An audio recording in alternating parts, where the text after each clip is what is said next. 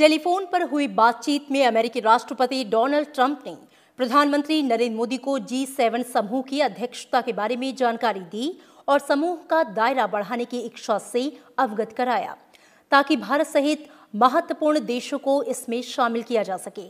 साथ ही अगली G7 शिखर बैठक में हिस्सा लेने के लिए अमेरिका आने का निमंत्रण भी दिया। प्रधानमंत्री नरेंद्र मोदी ने राष्ट्रपति ट्रंप के रचनात्मक और दूरदर्शी रुख की सराहना करते हुए कहा कि कोविड-19 के बाद दुनिया की बदली हकीकत के मद्देनजर इस तरह का विस्तारित मंच जरूरी होगा।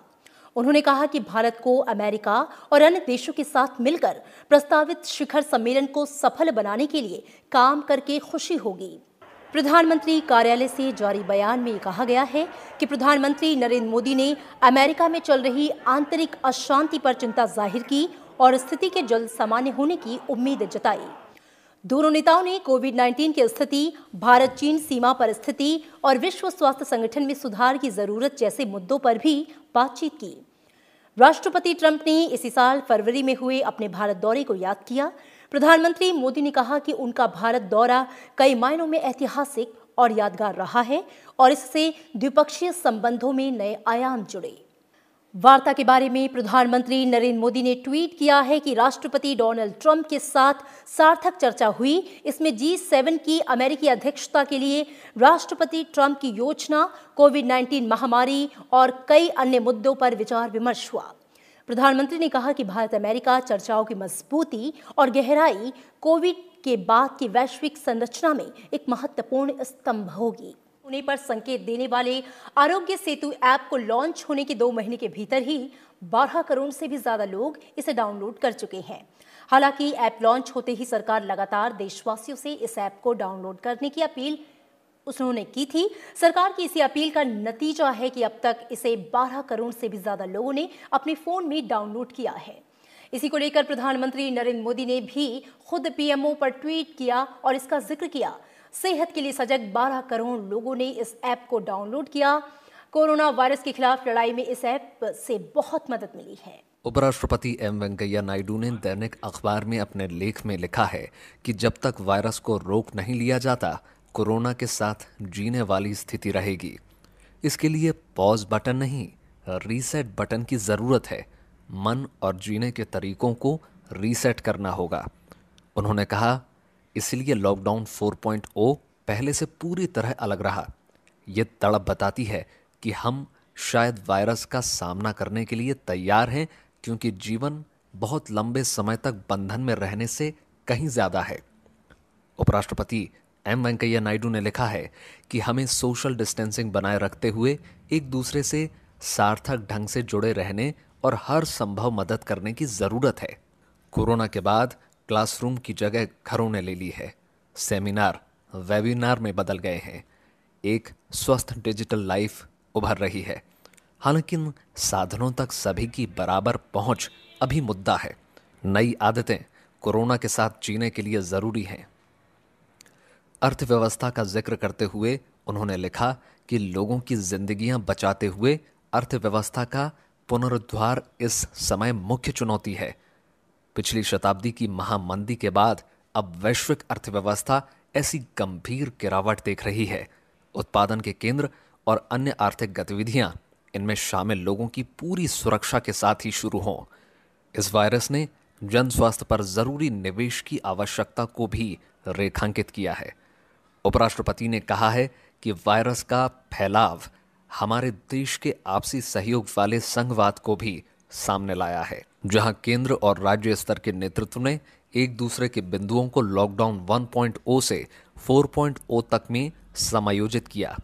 कुल मिलाकर कोरोना वायरस हमारे लिए शॉक ट्रीटमेंट की तरह है। यह हमें सामाजिक, राजनीतिक, आर्थिक और वैश्विक दृष्टिकोणों को रीसेट करने के अलावा एक दूसरे और प्रकृति संग एकता से रहने की भी याद दिला रहा है। प्राप्त स्कूल है। ऐसे मामले में जहां छात्र वर्तमान में रह रहा है और वहां सीबीएसई से मान्यता प्राप्त कोई स्कूल नहीं है, तो पड़ोसी जिले में परीक्षा केंद्र आवंटित होगा। निषिद्ध क्षेत्रों में परीक्षा केंद्र बनाने कोविड-19 की वजह से पैदा हुई विषम परिस्थिति में केंद्र सरकार और आरबीआई का प्रयास न सिर्फ अर्थव्यवस्था में विकास को दोबारा से पटरी पर लाना है, बल्कि उद्योगों को होने वाली कठिनाइयों को पहचान कर उनकी समस्या का समाधान करना भी है। रजनीश कुमार ने कहा कि रेपो दर में कमी, ईएमआई देने पर कुछ वक्त तक रोक और समूह व्यय पर सीमा में बढ़ोतरी के आसपास के सभी उपाय अर्थव्यवस्था को उबारने में सहायक होंगे। वहीं ऋणों के पुनर्भुगतान पर रोक का विस्तार उद्योगों को मदद करेगा। एनबीएफसी को सपोर्ट देना, जिसमें कि जो बॉन्ड पोर्टफोलियो परचेज हम लोग करेंगे बैंक्स, उसकी गारंटी देगी सरकार। 30,000 करोड़ का जो है एक अलग से स्कीम जिसमें कि गवर्नमेंट गारंटी करेगी और आरबीआई जो है वो लिक्विडिटी प्रोवाइड करेगा। पावर सेक्टर को पीएफसी आरईसी के थ्रू 90,000 करोड़ की लिक्विडिटी। तो ये कुछ ऐसे सेक्टर थे, एमएसएमई, पावर, एनबीएफसी, जिनको सपोर्ट करने की सबसे ज्यादा जरूरत थी। उन्होंने ये भी बताया कि एसबीआई ग्रामीण और अर्ध शहरी क्षेत्रों की 8,000 बैंक शाखाओं के माध्यम से छोटे व्यवसायों और किसानों के लिए सूक्ष्म ऋण समेत विशेष सेवाएं देने के लिए प्रतिबद्ध है। रेल मंत्री पीयूष गोयल के आदेश के बाद रेल मंत्रालय ने क्षेत्रीय रेलों के महाप्रबंधकों और संचालन से जुड़े वरिष्ठ अधिकारियों को कहा है कि वो मंडल और जोनल लेवल पर इन ट्रेनों के समय पालन की गहन निगरानी रखें। आदेश में ये कहा गया है कि इन गाड़ियों के अलावा श्रमिक स्पेशल गाड़ियों का संचालन भी जारी रहना चाहिए। अगर किसी कारण से ट्रेनों के संचालन में किसी स्तर पर कोई बाधा आती है तो उनको दूर करते हुए उनको समय पर पहुंचाना तय किया जाए। हाल ही में कुछ श्रमिक ट्रेनों में देरी की घटनाओं के नाते रेलवे को काफी आलोचना का शिकार होना पड़ा था। पाकिस्तान में 6,500 पाकिस्तानी आतंकियों के सक्रिय होने से संबंधित संयुक्त राष्ट्र सुरक्षा परिषद की रिपोर्ट के बाद पाकिस्तान फिर दुनिया के सामने बेनकाब हो गया है। भारत ने अफगानिस्तान में अलकायदा और विदेशी आतंकियों समेत करीब 6500 पाकिस्तानी आतंकियों की मौजूदगी पर गंभीर चिंता जताई है। विदेश मंत्रालय ने कहा कि यह भारत के उस दावे को पुख्ता करती है कि पाकिस्तान वैश्विक आतंकवाद का गढ़ है और आतंकियों का ठिकाना बना हुआ है। भारत ने कहा कि इन आतंकी संगठनों और आतंकवादियों को पाकिस्तान में सिर्फ सुरक्षित ठिकाना ही नहीं मिलता, बल्कि प्रशिक्षण और वित्तीय समेत हर तरह की मदद मिलती है।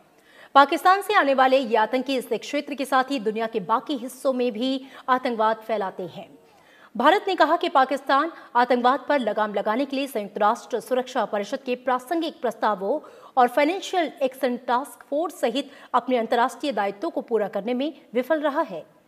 ऐसे में पूरी दुनिया को पाकिस्तान पर दबाव बनाना चाहिए कि वो आतंकवाद के खिलाफ ठोस और निर्णायक कदम उठाए।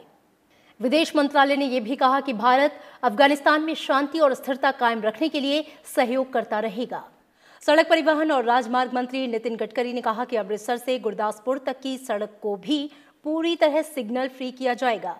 इसके साथ ही नकोदर से अमृतसर या करतारपुर के रास्ते गुरदासपुर जाने का विकल्प उपलब्ध हो जाएगा।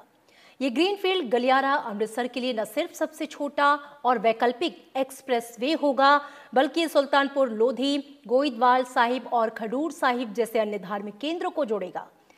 इससे हाल ही में विकसित किए गए डेरा बाबा नानक और करतारपुर साहिब अंतर्राष्ट्रीय राजमार्ग को भी जोड़ा जाएगा। ये परियोजना पूरी होने पर अमृतसर से दिल्ली हवाई अड्डे पहुंचने में सिर्फ 4 घंटे का वक्त लगेगा। वॉशिंगटन समेत अन्य संवेदनशील शहरों में करीब 17,000 से ज्यादा सैनिक तैनात हैं। हिंसा को रोकने के लिए 4,000 से ज्यादा लोगों को गिरफ्तार किया जा चुका है। राष्ट्रपति डोनाल्ड ट्रंप ने सोमवार शाम को ही भारी संख्या में सेना को तैनात करने का फैसला किया था। सेना के मोर्चा संभालने के बाद हिंसा की कोई खबर फिलहाल सामने नहीं आई है, जिस पर राष्ट्रपति ट्रंप ने ट्वीट कर लिखा कि बीती रात वॉशिंगटन इस धरती का सबसे सुरक्षित स्थान था। उन्होंने कहा कि साइकिल के अधिकाधिक उपयोग से शहरी वायु प्रदूषण पर प्रभावी नियंत्रण किया जा सकता है।